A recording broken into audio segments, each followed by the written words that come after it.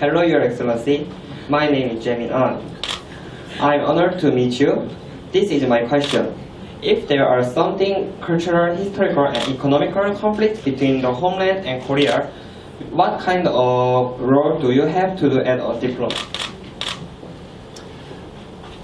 So if there is some sort of conflict, there is certainly no conflict at the moment between my country and Korea, I'm glad to say.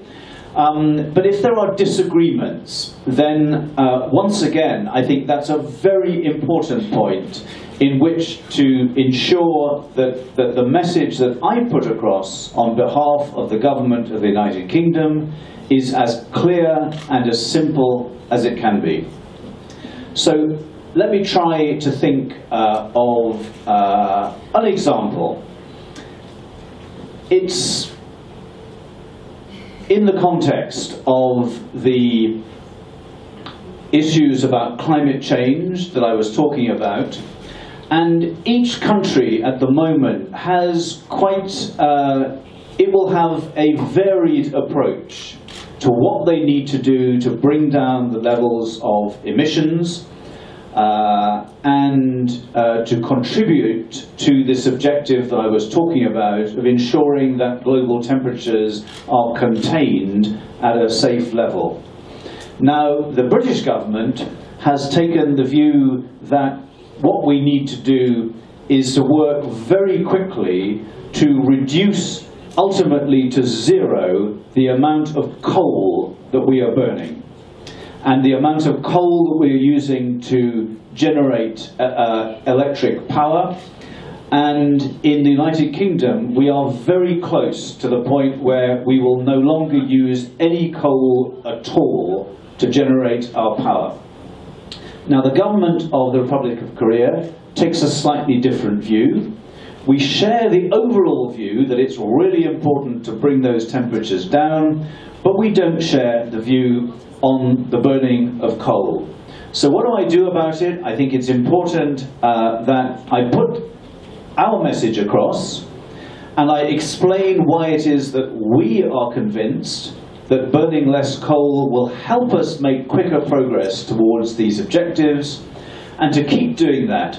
I also look around and try and find people from within the country who will join us in putting across this argument, who agree with us on the fact that we need to be quicker in phasing out coal, in producing our power, and so on. So you try to find allies in putting your argument across.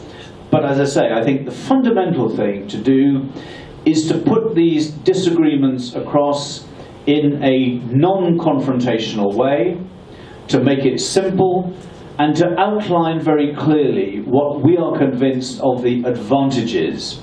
But the crucial element in that also is when you are trying, if I'm talking to you, and I'm trying to convince you to believe what I say, I'm trying to convince you that my suggestion for dealing with a problem is the right one. It will not be sufficient if I just say to you, look, I'm right and you're wrong. That won't work. What I also need to be doing is to be thinking about this problem from your point of view. So how do I persuade you that agreeing with my suggestion will be really good for you? So I need to think, what are the advantages for you, and how can I describe those advantages? And so I might be saying something that says, hey, you haven't noticed how good this will be for you. And that may be a difficult message for you to receive, because you will think, hey, who are you to tell me about what I should think? You know, it's for me to make up my mind about what's good for me. So again, that message needs to be put across very, very clearly. But thinking carefully about what is good for you, I think is a really crucial point. Now, I'm sorry I'm going a little bit long with this answer, but I think there is an obvious second part to the answer. When I think about the way in which many countries in the international community communicate with North Korea, because there are obviously a number of issues on which we fundamentally disagree with North Korea and with the North Korean regime.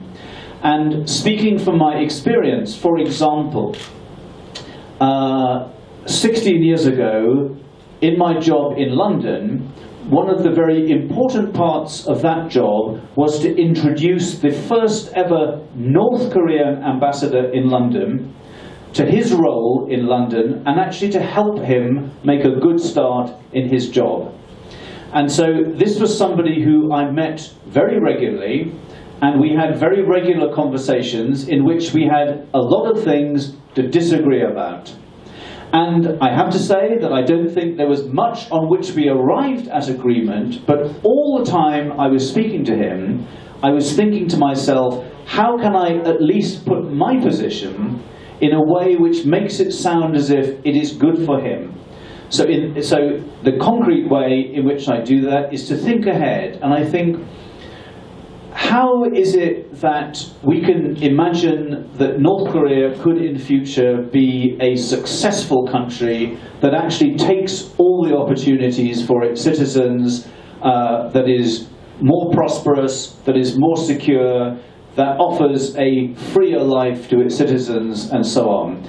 And to try and encourage whoever I'm speaking to in North Korea or from the North Korean regime, try to encourage them to see that I'm talking about something which I think will be in their interests as well, and not just in mine.